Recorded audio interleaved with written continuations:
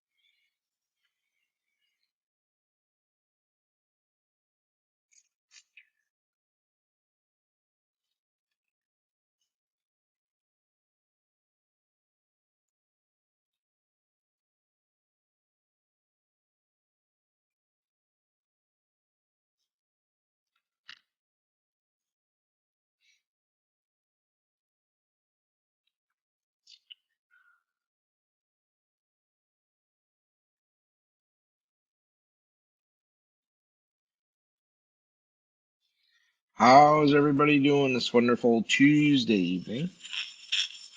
It's hard to believe July is gone. Um, this year is just flying by. It's going way, way, way too fast. But that means we're getting closer to ice fishing, so that's always a good thing too. Yeah, it is hot. When I got in the truck today after getting off the water, took a picture of the screen actually on the truck. It was exactly 100 degrees on the truck, just a little warm. And of course, no wind out on the lake, and all that sun really takes a toll out of somebody.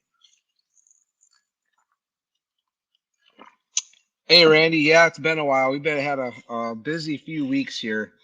A lot of traveling and just some family stuff going on, and glad to be back and can get back into order things and kind of give you guys an update on what's happening and um, talk about ICAST here a little bit. If you guys have any questions on anything, please just let me know. But um, ICAST, we had went down there. Was down there for Z-Man and Seagar, and it's kind of one of those ICASTs that didn't really know what to expect. There wasn't a lot of like, wow, really cool new things. And I think the attendance, on that show is kind of starting to slow down. Seems like year after year, it turns into more of a Florida show.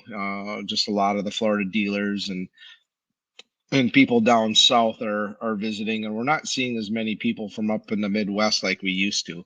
That show used to be absolutely huge, and people from all over the country, all the buyers from all the major retailers and a lot of media people, everybody would be down there and showing off, all the new products. And it just seems kind of a little bit low key this year. Just wasn't anything that was super exciting. That doesn't mean there weren't some really cool new products, and we're going to talk about a couple of them. And it's Z-Man is absolutely crushing it. I will give them that. Their booth was probably one of the busiest booths at the show. A lot of cool new plastics. They won best of show in soft plastics for not only freshwater but salt water as well. They have the new Shadtron, and then their prawn stars, just a shrimp-looking bait that is really, really lifelike. And I can't wait to actually get a few of them and try them up here. I bet you the walleyes and the smallmouth would absolutely go crazy for those things. They look good, maybe represents a crayfish, but something that they haven't seen before. And, all the years of fishing, anytime you can get something that looks pretty decent and works well, and if it's something a fish hasn't seen, that can be a game changer. So, granted, we don't have shrimp running around up in northern Wisconsin and mid, central Wisconsin, but I think anything that looks edible, I think a walleye or a smallie will probably just destroy those things. So some pretty cool new baits. They've got some new finesse plastic stuff. The micro worm, or they got a little worm that came out, and just a couple little accessory things.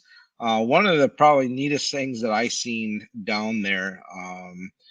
It's a tool that is used to pull a hook out of your skin. Everybody's, if you've ever get a hook stuck in your skin, right, or get a hook buried, use the string trick and push down and pull backwards. Well, they've actually got a device now that basically does that for you. And I'm going to post that on the Facebook page here, and it really is something I think every single person should have in their boat, tackle box, kayak.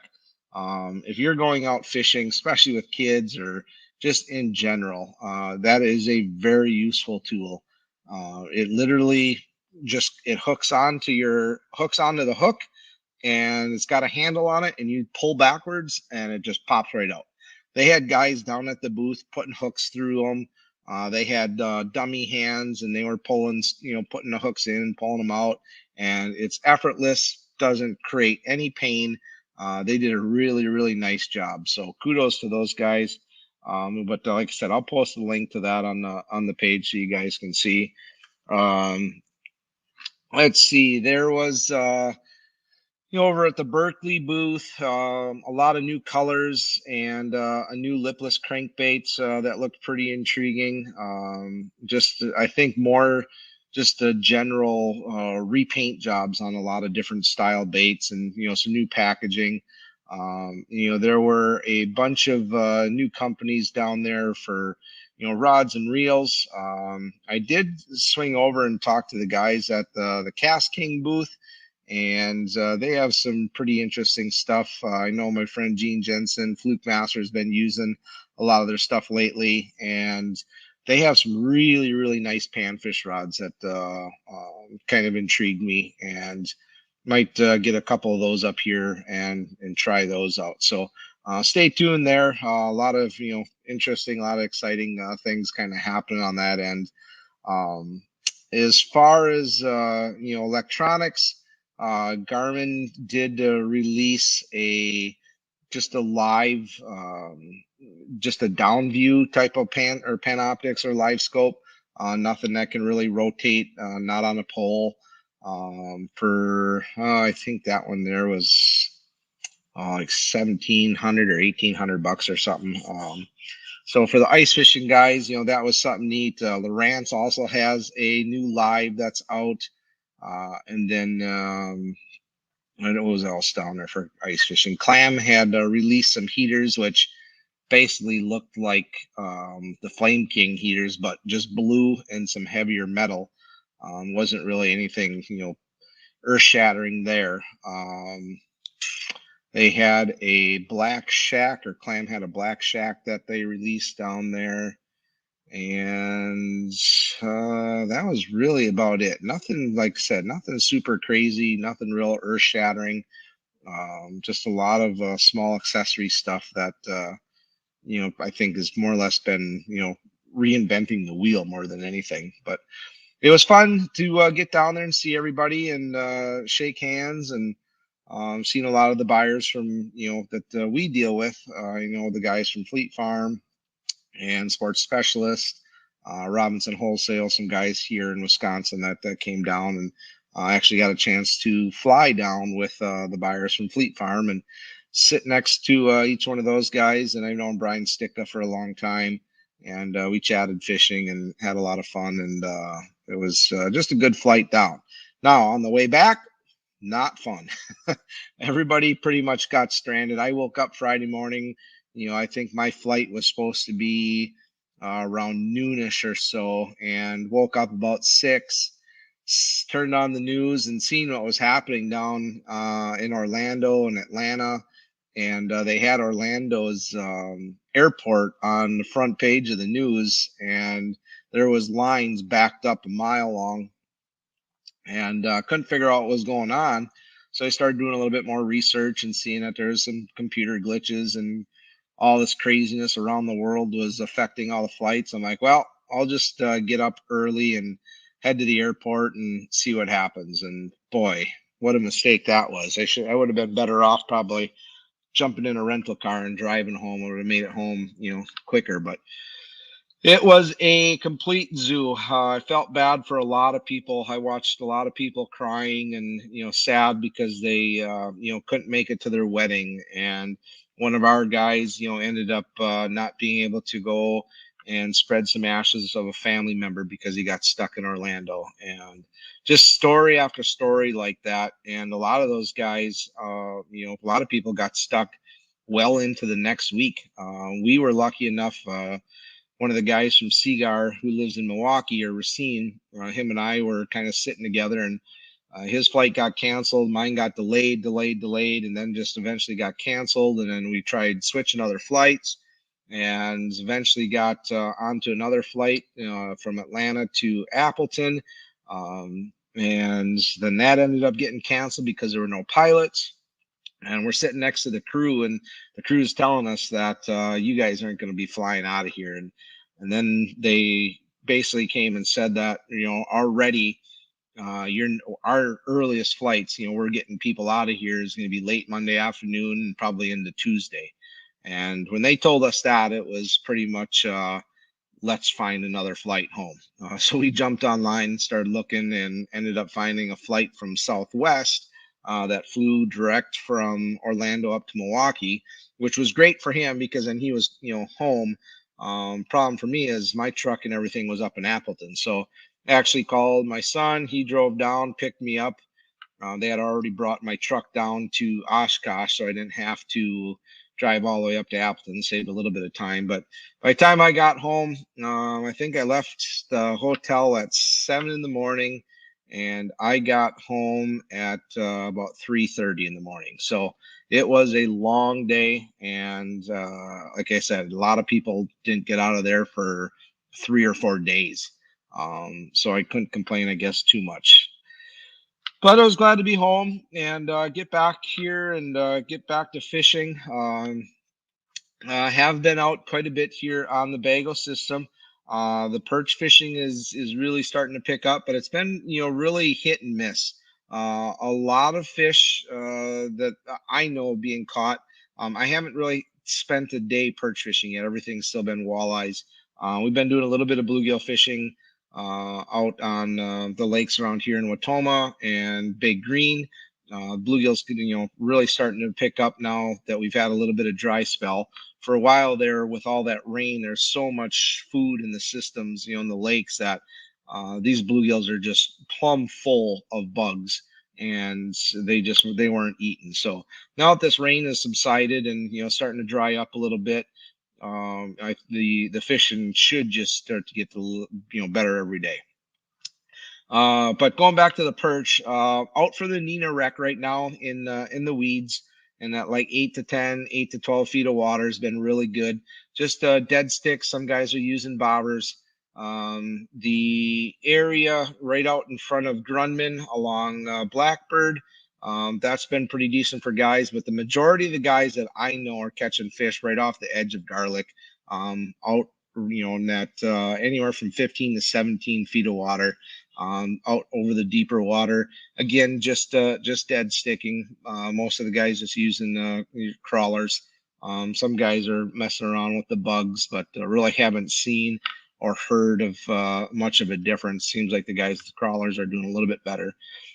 Down south, off of Oshkosh, the Oshkosh Reefs, and down by Puckatuck has also been fairly decent. It seems like there's a lot more bigger fish down south than there has been up north. Granted, they're still getting a lot of nice fish, on the north side of the lake, but from the mouth of the river and down on some of these humps and some of these transitions, we were actually throwing some walleye baits and catching perch down there, and getting some nice like 13 inches, 14 inches. So a lot of bigger fish down, I think, a little bit further south. And as far as walleyes go, it's been so hot and calm and sunny, and some days the algae's pretty thick. This morning we had a group out and got to the landing at 6 o'clock and just flat calm, and I knew it was going to be pretty tough. But to my surprise, we whacked them really good in the morning. There was just enough of a breeze. It was an offshore wind, so we just went out and fished some deeper humps and got into that 12 feet of water or so on some bigger boulders, some bigger rocks, and just started throwing willow vibes with a half a crawler. Had a couple guys doing that. I was throwing a Ned rig, and we whacked some good fish. You guys will see the picture. I'll put the picture up here in a little bit as well. Whacked a bunch of really nice fish. We had fish from 25 inches down to 19 inches. Some just good quality fish. And then once it really calmed down and the sun started to poke through, the jig bite just died. We went and hit probably a dozen different spots, and we couldn't even really catch a sheephead. So I told the guys it's time to troll, and we just went and sat up on the rock transitions and trolled, just where from the shorelines, where it kind of goes into that gravel, into that mud, and that 12 to 15 feet of water, and put some salmos and some flicker minnows down.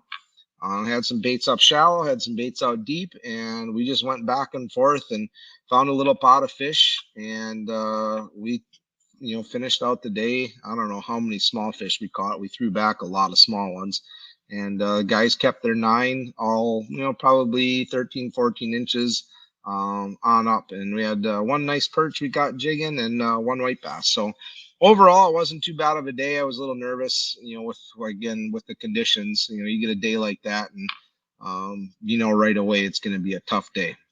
And I was really, really surprised on how well we did jigging. So everybody knows that I'd much rather jig than put the boards out. But some days you just got to cave and do a little bit of trolling, and kept me busy. We had a lot of fun. Pretty much steady action the whole day, and it was good. We lost some fish too, and I think we caught I don't know, we must have had 7 or 8 of those big giant Canadian cohos, and fed those things to the seagulls and the pelicans. So the fishing's still pretty good out there, guys. You just got to find them. I know up on Butamore, a lot of guys still catching some nice fish trolling on the buoy line, and it all depends there. The weeds. Really seems like if you got a bunch of boat traffic, over the weekend, and as you get into like Monday, Tuesday, all the weeds are blowing around, and you just need a couple days to get those things out of the way, and it clears up quite a bit. As far as guys asking for conditions out on Winnebago, the lake was very clean today. Last week we had a couple of days where the algae really started to come up and was just like driving through pea soup. What we typically expect for this time of the year. But today the water was nice and clean. It's actually very clear. That's one thing that really surprised me. I was able to see crankbaits go down 6, 8 feet easily and watch them. So the water is still pretty clean, and that was over again on the west side. From Asylum all the way up to Nina. The water was actually in really good condition. So if guys looking to go out and do some tubing or swimming or something like that, don't be afraid because the water is pretty clean. Now that doesn't mean that over the next few days with this heat that algae is not going to bloom and really turn green. I'm sure that's going to happen. So just kind of keep an eye out on it, and it should be good. What else do we got? So a little update on what's happening here with myself. I will be going in August 23rd here. We've got a family vacation planned to New York City the 13th to the 19th. I believe we're going to head over to New York and do a little bit of sightseeing with the kids. And then I come back, and then on the 23rd, I am going to have triple hernia surgery. So I am going to be out for a couple of weeks, and which is okay because the pain dealing with this, I've just learned to deal with it. But there's just some points of the day, or especially like climbing in and out of the boat and certain things that really aggravate it. And it's like somebody just jabbing a knife and twisting. But like I said, I've been dealing with it now for a few weeks and just kind of almost getting used to the pain. It's always there. And some days are worse, some days are a little bit better, and we'll get that fixed up and be ready to go before hunting season gets here, and then distributor show season, and then ice fishing. So lots of crazy things happening. If anybody has any experience with the hernia stuff at all, and what not to do or what to do, I'm all ears just to help with dealing with some of the pain with that, because it's hasn't been fun. As far as the bluegills go, Green Lake has been pretty decent. And then the lakes over out in Wild Rose with Shara, we'll pack out on the chain. A lot of the fish are sitting over the deep water now with this warm weather, and having to use live scope or 360 or side imaging and just finding the pods of fish. And when you find them, they're big. I mean, they're really schooled up in some pretty big schools. And then once you get on them, just throwing. I've been throwing a lot of just plain tungsten jigs. I've got some custom ones that I got made up. I think I showed you guys a couple weeks ago. And throwing some plastics, whether it be the larvas or any sort of bug style bait over the top of these fish, and you're just watching them. Just they come up as soon as that bait starts to fall down, and they see it, and it's been pretty easy.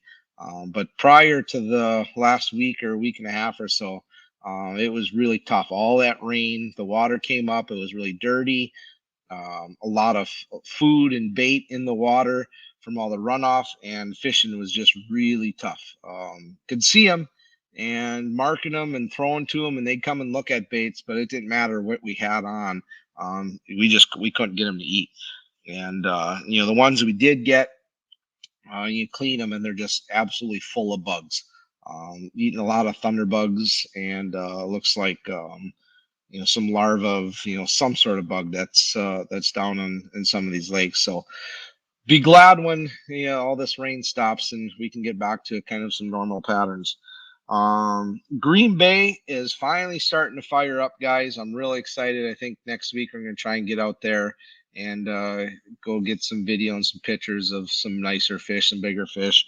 It's taken a long time for that bite to really kick off, and seems like the mud bite, the guys trolling, lots of boats. That's the only thing that you got to deal with, is a lot of people up there fishing. But do some exploring, get away from the crowds, and go and throw some baits. Do some casting, and find some rock piles and see what's around. And that's the awesome part of going up there, is you can a lot of times get away from the people, and you don't have to sit there and deal with the crowds. But if you're a troller, the mud bite's going, and you can definitely go up there and get pretty quick limits. The last couple of days have been really good for guys, and it should only get better here, now that all that bait and stuff is gone. So everything's kind of firing on all 8 cylinders here. Winnebago's still going good. Green Bay's going good. The upper lakes are still putting out some fish. The only thing that I haven't had a chance to do yet, and I've been talking to my friend Bud, is going out and doing some catfishing. But the water's still just raging on the Fox River. And the guys I had in the boat today were from that Montello area, and they were telling me that they're having a really bad fish kill on the Fox from like Puckaway and Buffalo. And what it's coming from is the way they're chopping up these weeds. They're actually killing a bunch of fish, and sounds like some pretty high numbers. So I was going to jump and try and figure out some more information. I think he said there's a couple of news articles or some stuff written on it, but it doesn't sound good. Sounds like there's a lot of fish getting killed and floating down the river, and a lot of big walleyes and some pike, and a little bit of everything. So it's never good to hear that or see that. We don't want to see any system suffer. And Puckaway has been one of those lakes that has really suffered over the years, just by whether it be the DNR or whoever is trying to mess around out there, is killing a lot of fish and habitat, and just hasn't been the same. And hopefully they can figure that out and stop whatever they're doing so they don't kill anymore. Let's see, what else do we got going on? I don't really have anything else. As I know it's been a couple weeks since I've been on again. Just been super busy, and dealing with some health things, and ICAST and traveling and everything else. So it's going to be warm the next few days. So if you do get out, make sure you got plenty of water and ice, and keep those fish either in the live well with the water pumping pretty steady, or put them right in the cooler with ice, and bleed them out right away, so everything stays nice and fresh. Steve, yeah, as far as Poygan goes, kind of touched on the upper lakes a little bit. There's still a few guys trolling out in the horseshoe, and I was out there trying to think what day we were out on Poygan. It was right before, well, we had that the Fish Quest deal at Skipper Bud's, and the day we went out, that's what happened. Is we got up to Poygan. Butamore was pretty clean, still had a bunch of weeds, but when we got up to Poygan, it was just covered in weeds. So we didn't even fish. We turned back around and came back to Butamore and spent some time there. There were quite a few guys getting some nice fish in the river yet in Winneconne. Seems like that bite is it's a typical thing. You get a lot of fish real early in the morning, from dark 30 to probably about 7 o'clock or so, 8 o'clock, and then it's over, if it even makes it that far. But it seems like right away in the morning, just dragging crawlers, you can get onto some nice fish. So check that out. That's always a great spot for the first couple hours in the morning. And there's been some perch in the river too, so that's always a good spot to check out. Up in the Wolf, the rivers finally started to recede, and they lifted the slow no wake, so guys can go boating again. And the smallies have been doing really well. That's the other thing too, guys. If you're looking to go catch smallmouth right now, I had a couple today that were over 4 pounds on Bago. We had a lot of fun catching smallies the last couple of days, and we're getting them right in, mixed in with the walleye. Seems like once you find a school of smallies, you can see them on the screen plain as day. They're pretty packed up on some of these rock humps, and they're just they're eating anything you throw at them, whether you're throwing a Ned or a willow vibe or chatterbait, anything over the tops of these rocks. And the smallies are everywhere. Let's see, the catfish up in the river. If guys want to go catch channels from the mouth of the river there, coming into Poigan, all the way up through, that I guess it would be that second bend to the left as you get towards the cut. If you guys are interested in going catching a bunch of channel cats, get some stink bait, get some crawlers, and go and anchor up, and you can catch all the channel catfish you want in there right now. It's just absolutely loaded.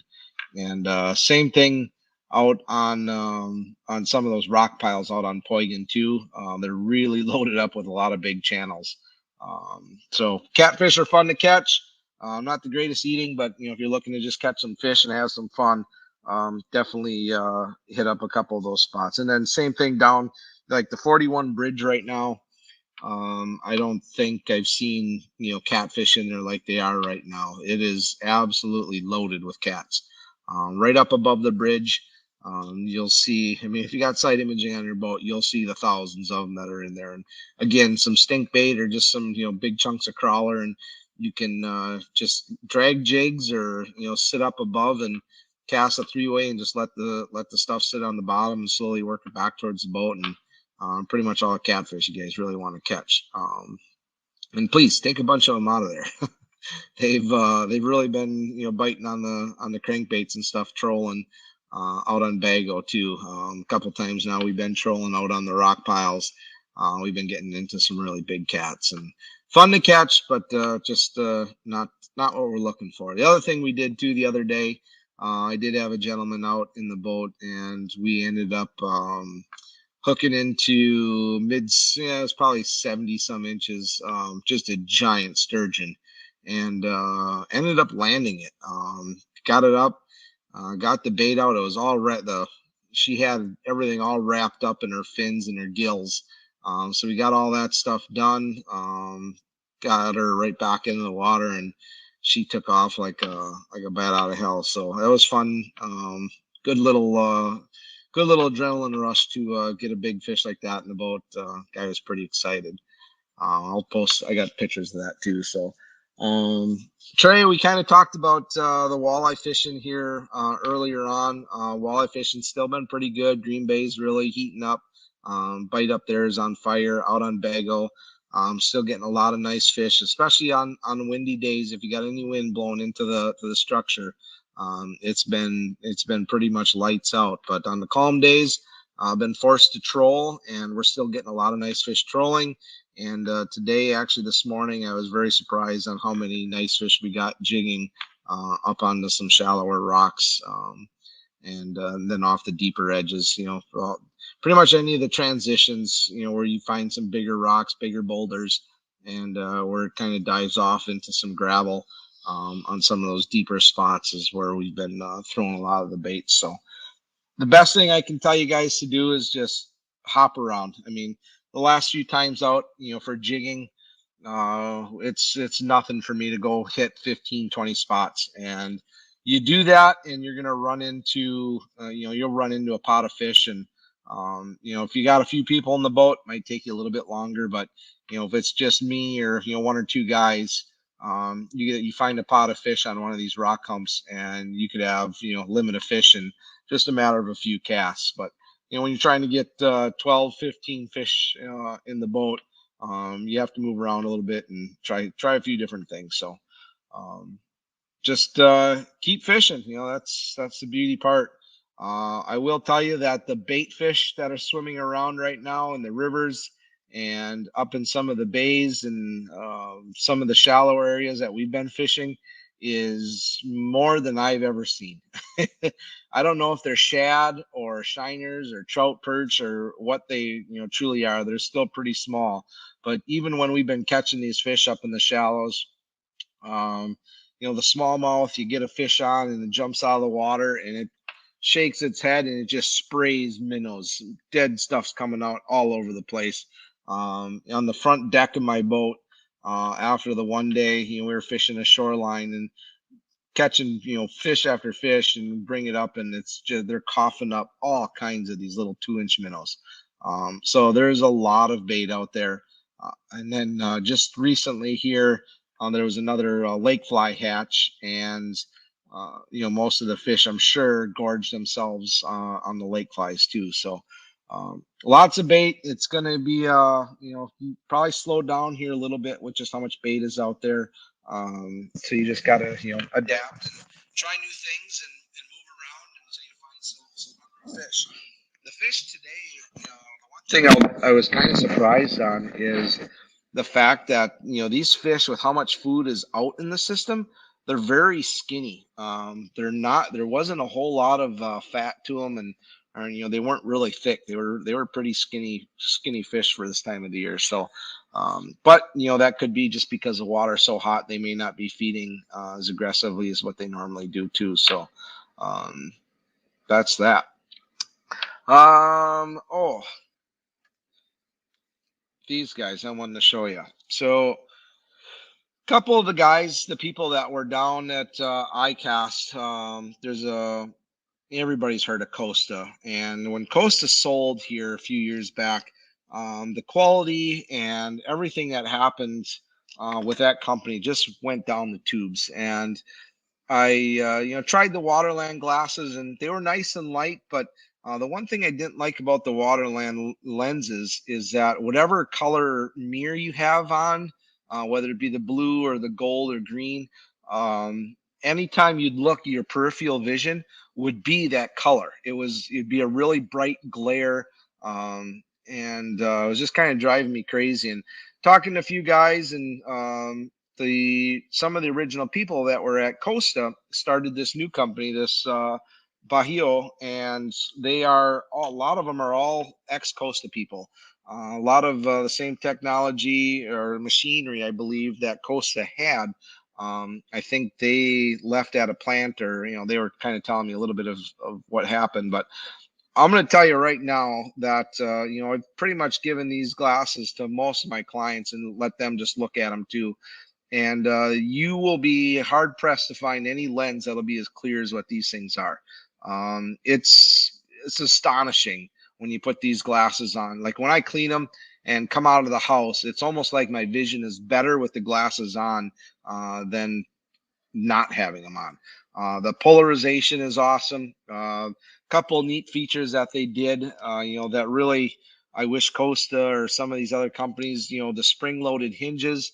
So for guys that have wider heads, or if you're taking and putting your frames up on your hat, over time, eventually you just start bending your frame apart, and the glasses get wider, and you got to kind of wrench them back. And just overall, I think the qualities of these glasses are second to none. I'm going to try a couple different lenses and see. These are the blue. They've got a green. They've got a purple mirror that really brightens everything up for the low light. So they've done their homework, and they have some poly lenses too. If you guys like, a little bit lighter sunglasses. But overall, so far, I've been fishing with them for a week and a half, and very, very impressed. Definitely worth a look if you're a Costa guy, and if you like good glasses, good lenses. Definitely take a look at these, and I think you're going to be far more impressed with what you had with Costa. So that was really one of the biggest things I picked up and looked at while I was down there, is just trying to find some new glasses. Other than that, that's really all I got for you guys.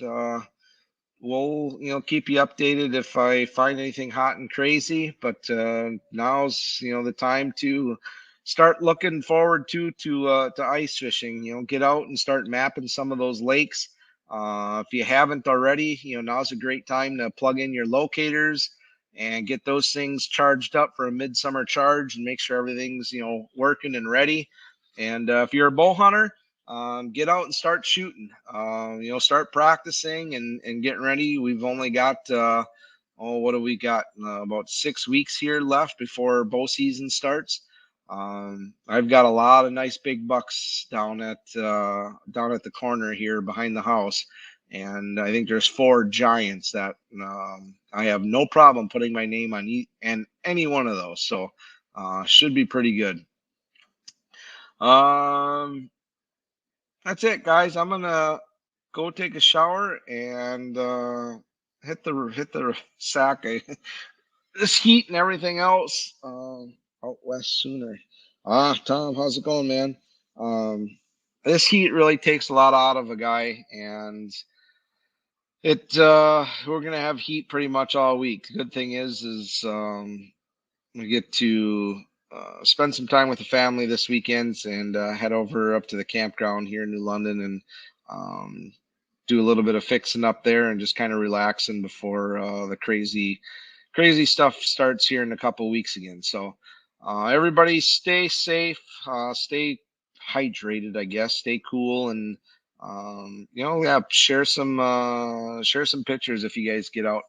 Um, yeah, Tom, I'm not a fan of this heat. I'm just, when you're out in it all day, it wears a guy out. It really does.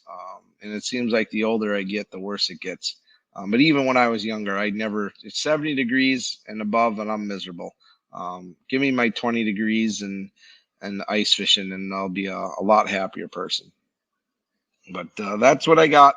Um, Thanks everybody for tuning in, and we'll catch you guys next week. Have a good weekend, everybody. Cheers.